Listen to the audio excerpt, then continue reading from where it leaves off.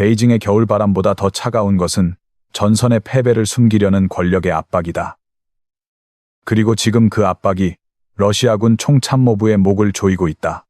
푸틴은 쿠피안스크와 포에스 전선에서 목표를 제때 달성하지 못한 책임을 놓고 총참모장 발레리 게라시모프와 러시아군 지휘부를 강하게 몰아붙이고 있는 것으로 전해진다.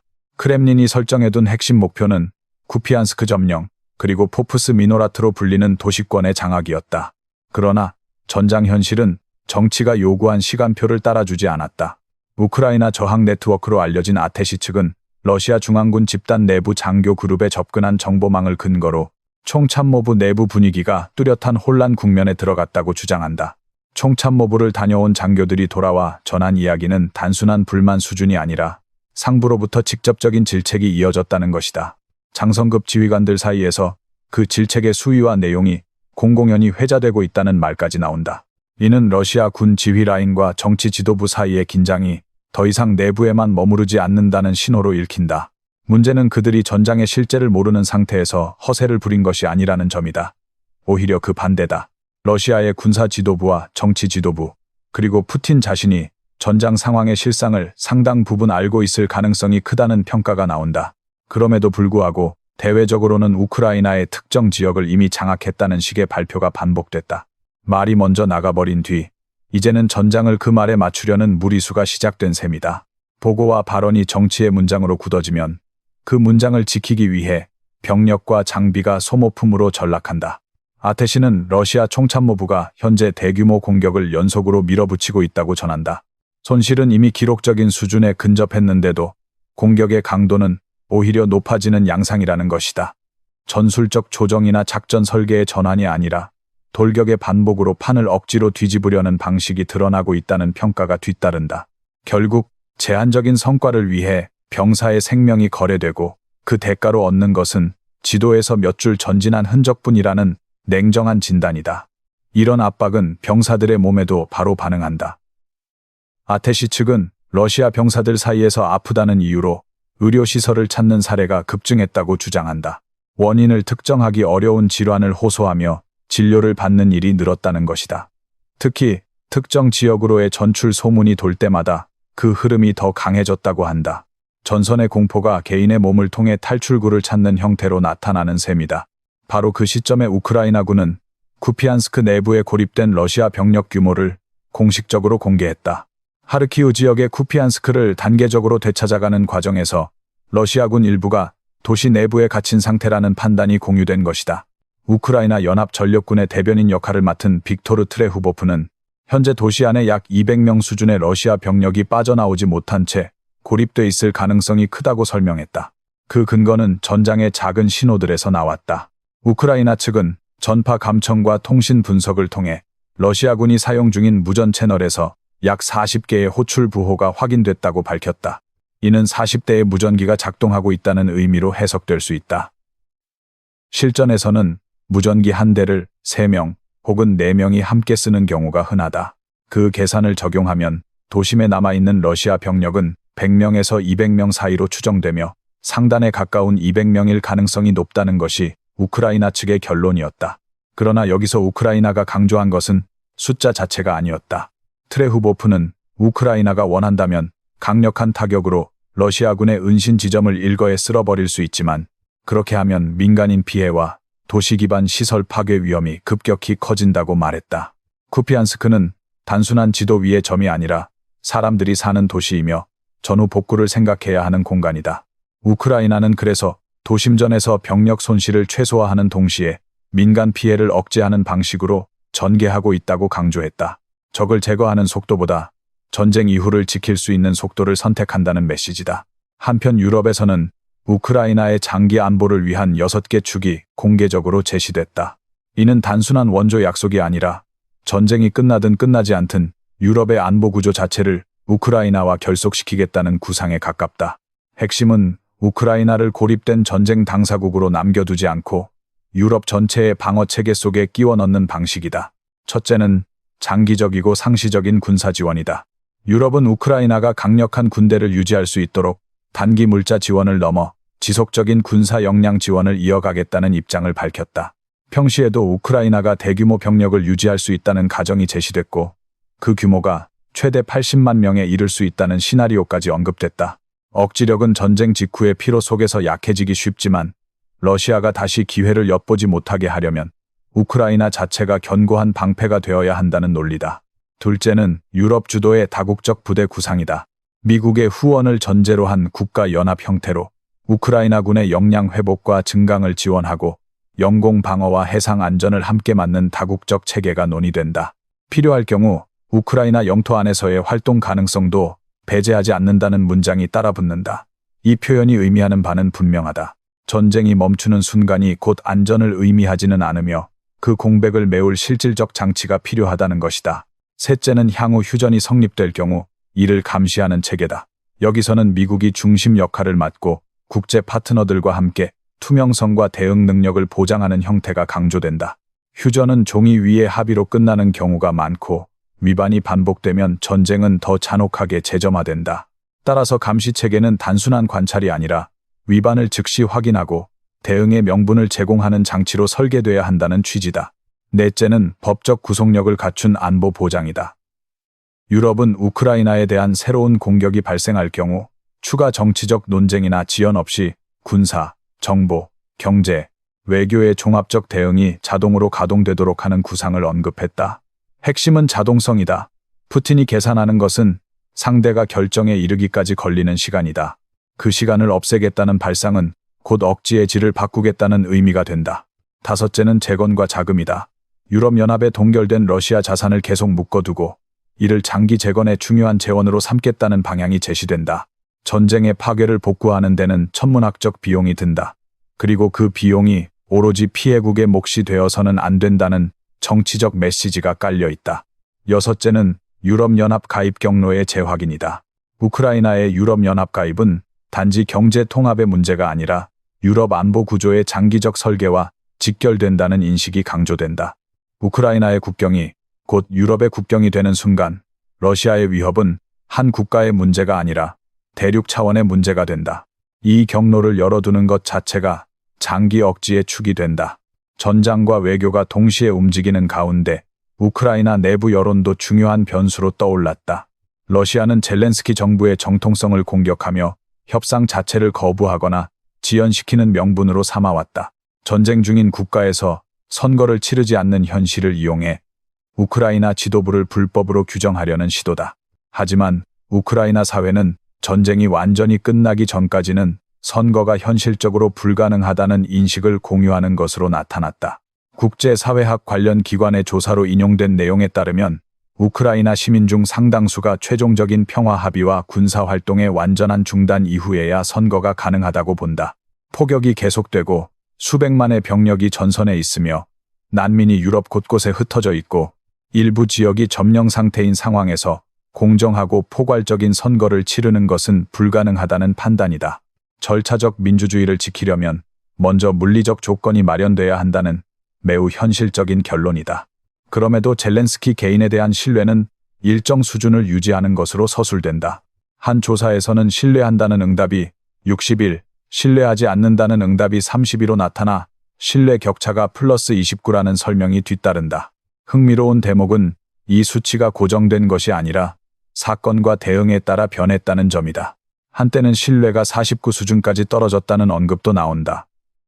사업가 민디흐를 둘러싼 부패 논란, 그리고 대통령 주변 인맥과의 연계 의혹이 영향을 미쳤다는 서술이다. 이후 우크라이나가 에너지 분야 부패 문제를 계기로 인사 개편과 반부패 조치를 단행했고 일부 핵심 장관을 교체했다는 이야기가 이어진다. 젤렌스키가 최측근 보좌진 가운데 핵심 인물인 안드리 예르마크를 해임했다는 대목도 등장한다. 유럽연합이 이러한 조치를 환영하면서도 더 강한 개혁을 주문했다는 흐름 속에서 여론은 다시 회복됐고 12월에 지지율이 63으로 상승, 12월 초중순에는 65까지 올라갔다는 설명이 붙는다. 그리고 전쟁 양상의 변화를 상징하는 사건이 해상에서 터졌다. 우크라이나 보안기관은 무인 수중 드론이 러시아 잠수함을 항구에서 파괴했다고 밝혔다. 장소로 언급된 곳은 노보로시스크 항이다. 역사상 처음으로 작전용 잠수함이 무인 수중 체계에 의해 직접 격파됐다는 표현이 이어진다. 우크라이나 측 설명에 따르면 무인 수중 드론이 러시아의 프로젝트 6363 계열 바르샤비앙카급 잠수함을 표적으로 삼아 치명적 손상을 입혔고 전투 불능 상태로 만들었다. 이 잠수함은 칼리브르 순항미사일 발사 능력을 갖춘 것으로 알려져 있으며 우크라이나를 향한 장거리 타격에 반복적으로 사용돼 왔다고 서술된다. 잠수함이 사라진다는 것은 단지 함정 한 척의 손실이 아니라 곧바로 장거리 타격 수단의 일부가 꺾인다는 의미가 된다. 가격 역시 상징적이다. 바르샤비안카급 한 척의 가치는 약 4억 달러로 추정되며 제재 환경에서 신규 건조 비용은 5억 달러에 이를 수 있다는 설명이 나온다. 러시아 해군에게는 물량의 손실이자 기술적 신화의 손실이다. 이 계열은 저소음으로 유명해 바다의 구멍, 검은 구멍이라는 별칭을 얻었다는 이야기까지 덧붙는다. 흡음 소재와 설계로 탐지 난도를 높인 잠수함이 값비싼 은밀함을 내세웠던 그 잠수함이 유연하고 비교적 저렴한 무인 기술에 의해 항구에서 무력화됐다는 장면은 전쟁의 규칙이 바뀌고 있음을 상징한다. 우크라이나는 이미 수상 무인 체계를 통해 러시아 흑해 함대를 세바스토폴에서 밀어냈고 그 결과 러시아 잠수함과 함정이 더 동쪽의 항만으로 이동할 수밖에 없었다는 맥락이 이어진다. 앞서 크림에서 러시아의 로스토프나 도누 잠수함이 타격을 받았던 사례도 언급되며 우크라이나가 해상에서 지속적으로 압박을 높여왔다는 흐름이 강조된다. 결론은 하나다. 바다의 우세는 더 이상 가장 비싼 함정이 아니라 가장 빠르게 적응하는 기술이 가져간다는 것이다. 지상에서도 비슷한 장면이 재현됐다. 우크라이나의 한 해병 부대가 폭탄을 탑재한 드론으로 러시아의 근거리 방공 체계를 완전히 파괴했다는 서술이 이어진다. 공개된 영상에 따르면 드론이 2S6 퉁구스카로 불리는 체계의 전면을 타격해 큰 폭발을 일으켰고 뒤이어 포탑 부근에 추가 타격이 들어가면서 2차 폭발이 발생했다. 이는 탑재된 방공 미사일이 연쇄 폭발했을 가능성을 시사한다는 설명이 붙는다. 이 방공 체계의 가치가 약 1,500만 달러 수준으로 언급되고 전쟁 전체에서 퉁구스카가 비교적 희귀한 표적이라는 분석도 나온다. 공개 자료 기준으로 최소 11기가 파괴되고 추가로 일부가 손상됐으며 한 기는 우크라이나에 노획됐다는 수치가 제시된다. 비교 대상으로 판치르 S1 체계는 최소 29기가 파괴됐다는 내용이 이어지며 러시아 방공망의 누수가 단일 지점의 문제가 아니라는 인상을 강화한다. 그리고 12월 15일 새벽 더 큰 불길이 러시아 본토의 산업시설에서 치솟았다는 주장이 등장한다. 우크라이나 총참모부는 아스트라한 지역의 대형 가스 처리 시설을 정밀 타격했다고 밝혔다. 현장에서 다수의 폭발과 광범위한 화재가 관측됐고 피해가 상당하다는 취지다. 우크라이나 측은 이 공격의 목적을 러시아의 폭발물 생산 능력 약화로 설명한다. 단순히 에너지 생산을 흔드는 것이 아니라 군수 산업의 재료 흐름을 끊는 전략이라는 의미다. 이 시설은 가스프롬 계열로 언급되며 카스피해 인근 아스트라한 지역에 위치한 것으로 서술된다. 천연가스와 콘덴세이트를 처리해 각종 연료 성분과 중유를 생산하고 그 일부가 군사 수요로 이어진다는 설명이 붙는다. 더 중요한 대목은 연간 350만 톤 수준의 유황 생산이다. 유황은 폭약 생산의 핵심 재료가 될 수 있다. 따라서 이 시설이 흔들리면 연료만이 아니라 탄약의 재료 사슬도 흔들릴 수 있다는 논리가 성립한다. 우크라이나는 이 작전이 장거리 타격 부대와 무인 체계 전력이 긴밀히 협력한 결과라고 밝혔다. 즉, 전선에서 총을 쏘는 병력만이 아니라 후방의 산업시설을 정밀하게 찌르는 체계가 동시에 움직이고 있다는 뜻이다. 러시아는 전선에서 목표를 맞추지 못해 압박을 받고 그 압박을 만회하기 위해 더 큰 공격을 시도하지만 그 공격을 지속시키는 연료와 재료의 기반이 후방에서 흔들린다. 전쟁은 이렇게 앞과 뒤가 동시에 무너질 때 급격히 기울기 시작한다. 이제 문제는 러시아가 이런 압박 속에서도 왜 다방면 공격을 계속 고집하는가로 이어진다. 전선의 병력은 소모되고 장비는 줄어들고 후방의 핵심 시설까지 위협받는 상황에서 러시아는 어떤 선택을 하려 하는가? 이 질문에 대해 미국의 전쟁 연구기관 ISW는 러시아가 동시에 여러 방향에서 공세를 유지하기가 구조적으로 점점 더 어려워지고 있다고 평가한다.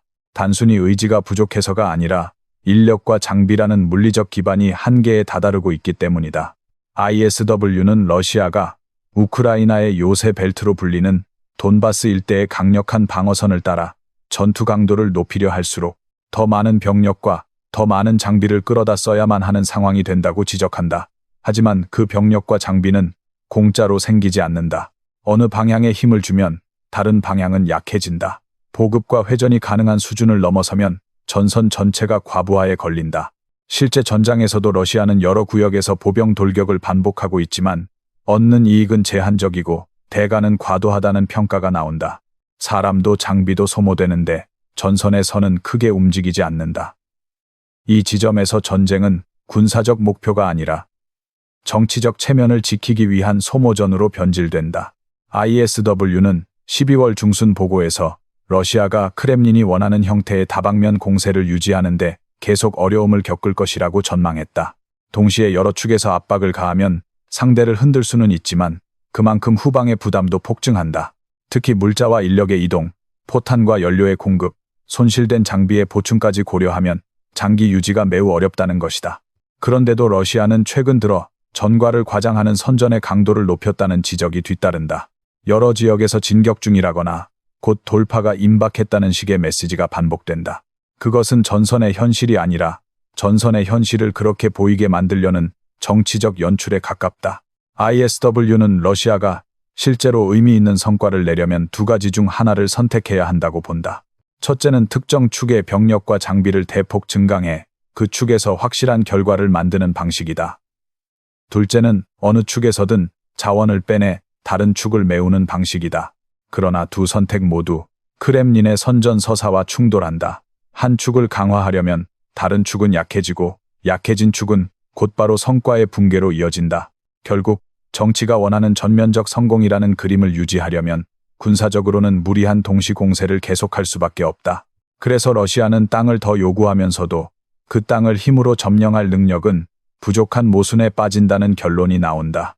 돈바스와 그 주변, 아직 점령하지 못한 지역까지 요구하는 목소리가 커지는 것은 현재의 군사력으로는 그 요구를 당장 실현할 수 없기 때문에 오히려 더 강하게 주장한다는 해석도 가능하다. 이런 구조적 한계 속에서 우크라이나 현장 지휘관들은 협상이라는 단어 자체를 다른 시각으로 바라본다. 그들이 말하는 협상은 전쟁을 끝내는 도구가 아니라 전쟁의 형태를 바꾸는 또 하나의 전장에 가깝다. 우크라이나 무인체계 전력을 지휘하는 로베르트 브로브디는 별명 마디아르로 더 알려져 있는데 그는 푸틴에게 전쟁을 멈추는 것은 곧 자기 정권을 스스로 무너뜨리는 행위와 같다고 말한다. 그래서 현재로서는 우크라이나가 선택할 길이 거의 없으며 설령 평화의 가능성이 순간적으로 보이더라도 결국 싸움을 계속할 수밖에 없다고 강조한다. 이 말의 핵심은 심리나 감정이 아니다. 권력 구조의 논리다. 마디아르는 크렘린이 협상을 추구하는 이유가 전쟁을 끝내기 위해서가 아니라 제재 압박을 완화하고 시간을 벌기 위한 수단일 가능성이 크다고 본다. 전쟁이 멈추면 푸틴 체제가 유지해온 결속의 명분이 약해지고 그 순간부터 내부 균열이 더 크게 보일 수 있다. 반대로 전쟁을 지속하면 인명과 경제의 대가는 커지지만 체제는 위기 속 통제 논리를 강화할 수 있다. 그래서 푸틴에게는 멈춤이 오히려 더 위험한 선택지가 된다. 마디아르는 이런 현실을 보면서 장밋빛 안경으로 협상을 바라보는 태도가 가장 위험하다고 경고한다. 길게, 끝까지 현실적으로 봐야 한다는 것이다. 전선의 또 다른 지휘관 유리 부투소프 역시 비슷한 결론에 서 있다. 그는 현재의 협상 논의에서 어떤 논리도 발견하지 못한다고 말한다. 러시아는 여전히 공격을 멈추지 않고 있고 협상은 제재를 피하거나 새로운 제재를 막는 데 활용되며 동시에 나토와 유럽 그리고 미국의 결속을 갈라놓는 도구로 쓰일 수 있다고 지적한다. 즉, 협상은 평화의 문이 아니라 분열의 칼날이 될 수 있다. 그래서 우크라이나에게 이 전쟁은 단순한 영토 분쟁이 아니라 독립전쟁이며 정치적 타협만으로 해결될 수 있는 종류의 문제가 아니라고 강조한다. 이들의 시각은 전장 상황과 곧바로 연결된다. 우크라이나 쪽 짧은 전황 업데이트에서는 러시아가 새벽부터 보병 돌격을 반복했고 우크라이나 측이 하루에만 200명이 넘는 러시아 병력을 무력화했다고 서술된다. 마디아르는 그날 밤이 지나면 손실 규모가 돌격 대대 하나에 해당하는 수준으로 커질 수 있다고 본다. 이런 상황에서 협상 테이블의 문장들은 곧바로 힘을 잃는다. 협상의 조건은 회의실에서 결정되는 것이 아니라 참호와 도심의 교전선에서 결정된다는 주장이다. 실제로 전선에서 러시아의 공격이 멈추지 않는다면 우크라이나 사회가 협상을 신뢰하기는 더 어렵다. 전쟁이 진행되는 동안의 휴전 논의는 종종 다음 공격을 위한 준비 기간으로 악용될 수 있기 때문이다. 그렇다면 여기서 질문은 다시 원점으로 돌아온다. 러시아군은 인력도 장비도 부족해지고 동시에 여러 방향에서의 공격을 지속하기가 구조적으로 어렵다는 평가까지 나온다. 후방의 산업시설도 타격받고 방공체계와 해군 자산도 잇따라 손실을 입는다. 내부에서는 총참모부가 정치적 압박에 시달리고 병사들은 전선 회피 움직임까지 보인다는 주장도 등장한다. 그런데도 왜 푸틴은 전쟁을 끝까지 밀어붙이려 하는가? 우크라이나 지휘관들의 답은 단순하지만 냉혹하다. 푸틴에게 전쟁은 선택지가 아니라 생존 장치가 되었을 수 있다는 것이다.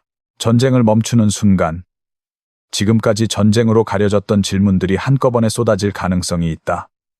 왜 이뜬에 많은 병력이 희생됐는가? 왜 경제는 이렇게 고통받는가? 왜 목표는 달성되지 못했는가?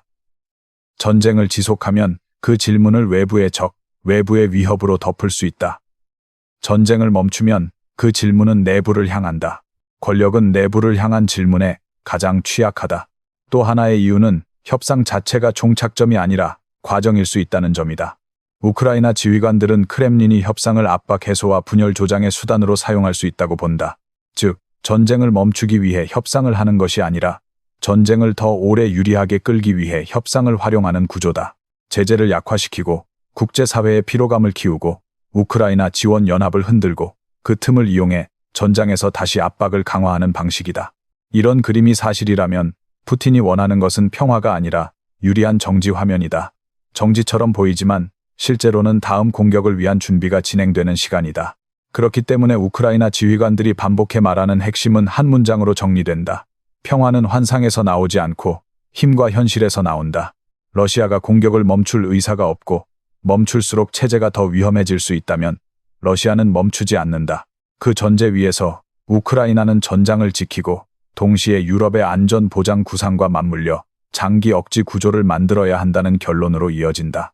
쿠피안스크 도심에 고립된 병력 규모를 공개하면서 우크라이나가 보여준 태도도 결국 같은 맥락이다. 무조건 파괴하는 방식이 아니라 민간 피해와 도시 붕괴를 최소화하며 압박을 누적시키는 방식이다. 러시아의 지휘체계는 정치적 보고에 맞춰 무리한 돌격을 반복하지만 우크라이나는 전후를 고려하며 시간을 통제하려 한다. 한쪽은 숫자를 위해 생명을 쓰고 다른 한쪽은 생명을 위해 속도를 조절한다. 그 차이가 장기전에서 더 큰 격차를 만들 수 있다는 메시지가 흐른다. 전쟁의 규칙이 바뀌고 있다는 징후는 바다에서도 드러났다. 바르샤비안카급 잠수함이라는 고가의 은밀 자산이 무인 수중 체계에 의해 항구에서 파괴됐다는 서술은 더 이상 비싼 무기만이 우세를 보장하지 않는다는 뜻이다. 지상에서도 드론 한 대가 방공 체계를 폭발시키고 후방에서는 핵심 산업시설이 정밀 타격을 받는다. 전선은 앞으로만 움직이지 않는다. 전선은 뒤에서 끊기고 옆에서 무너지고 위에서 감시당한다. 그런 환경에서 러시아가 옛 방식의 다방면 공세를 정치적 시간표에 맞춰 계속하려 한다면 손실은 더 가파르게 누적될 가능성이 높다. 그리고 바로 그 누적이 푸틴을 더 위험한 선택으로 몰아갈 수 있다. 전쟁이 길어질수록 멈추기 어려워진다는 역설이 작동한다. 손실이 커질수록 되돌아가기 어려워지고 되돌아가기 어려울수록 더 큰 성과를 요구하게 된다. 더 큰 성과를 요구할수록 더 큰 공격이 필요해지고 더 큰 공격은 더 큰 손실을 만든다. 이 악순환 속에서 푸틴이 전쟁을 끝까지 밀어붙이려는 이유는 도덕이나 명분이 아니라 체제가 스스로 만든 덫에서 빠져나오지 못하는 구조 때문일 수 있다. 따라서 지금의 질문은 단지 왜 푸틴이 멈추지 않느냐가 아니다. 더 중요한 질문은 푸틴이 멈출 수 없는 구조를 어떻게 만들었고 그 구조가 앞으로 전쟁을 어떤 방향으로 밀어붙일 것이냐는 것이다. 러시아군이 인력과 장비의 한계 속에서 다방면 공세를 지속하려 하고 우크라이나가 후방 타격과 무인 전력으로 러시아의 기반을 흔들며 유럽이 장기 안보의 틀을 만들려는 이 세 흐름이 동시에 진행되는 순간 전쟁은 단기간에 끝나기보다 새로운 단계로 넘어갈 가능성이 커진다. 그리고 그 새로운 단계에서 결정적인 변수는 전선의 몇 킬로미터가 아니라 누가 먼저 한계에 도달하느냐가 될 수 있다.